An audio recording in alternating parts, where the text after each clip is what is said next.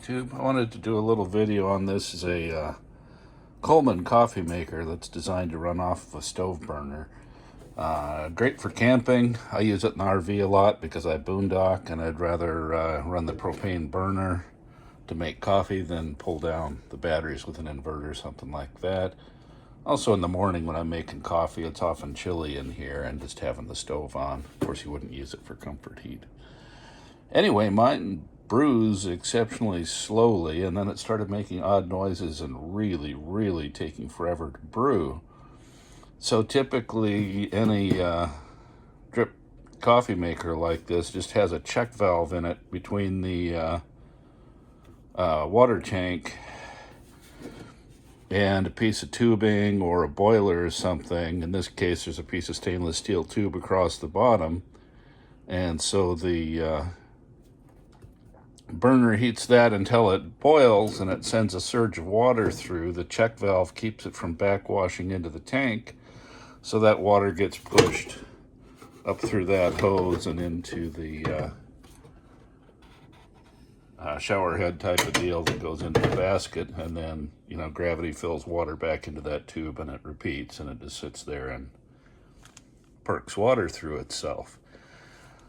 So I went ahead and I figured the check valve on any of that style, either they get stuck or they get some sort of ground or foreign object debris in it that either blocks it so it doesn't perk at all, or blocks it open so it back surges into the tank as much as it pushes water into the sprayer.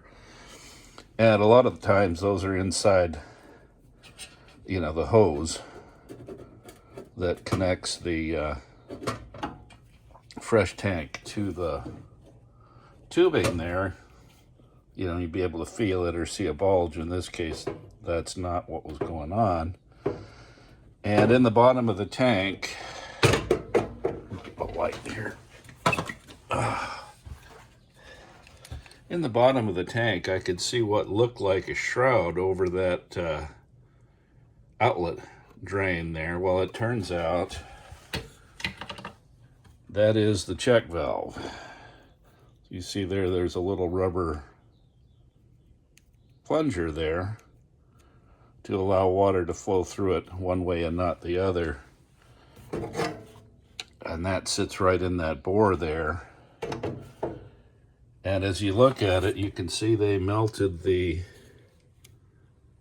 plastic there in 4 spots in an attempt to stake it into that bore.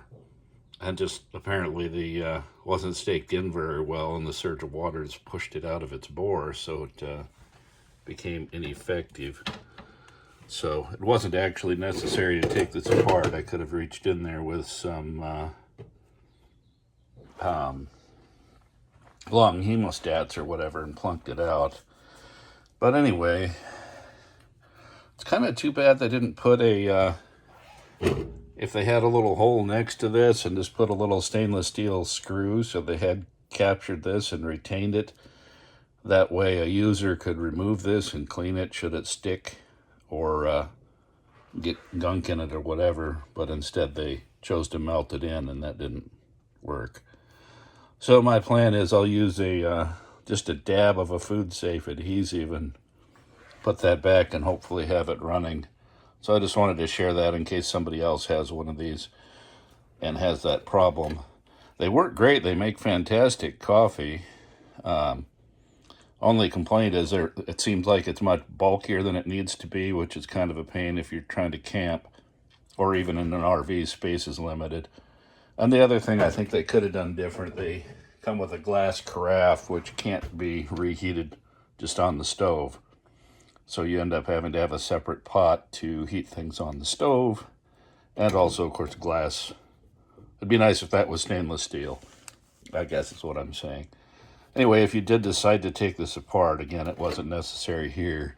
There's 4 screws on this heat shield. And then if you slide, once those are out, you could slide that heat shield up on the body of the coffee pot, and it exposes these other 4 screws that hold the base to the bottom.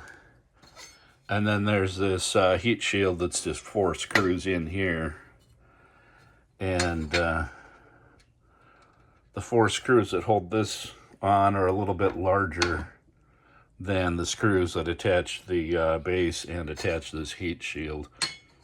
But anyway, I'm going to put this back together, clean up the wisp of melted plastic that's kind of in that bore, and see if I can't get this shoved in there and avoid having to buy another coffee maker.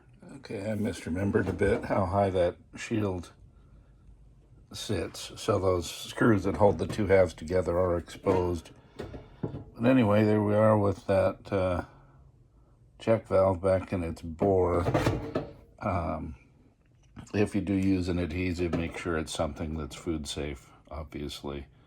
I also kind of wondered about a person could heat up, say, a T-pin like you'd use for model airplane building or staking things or whatever, and heat it up and push it into that bore and basically pin that in place. But I think I've got it down there sufficiently, and I'm sure it'll brew much better now. And if it does pop out, I'll try something else. But anyway, thought I'd share, because I'm sure I'm not the only one that has had this problem. And anyway, have a good day. Well, that was apparently successful. It's just finished brewing. It used all its water, took a normal amount of time. It seems with the burner on high, it runs fast enough to almost overflow the basket, and I think that might be why it gives pretty nice coffee. It gives it plenty of hang time in there with the grounds before it dribbles into the pot. So anyway, if you have a Colman coffee maker that starts making weird noises and really not brewing well, hopefully that's your problem and you can fix it.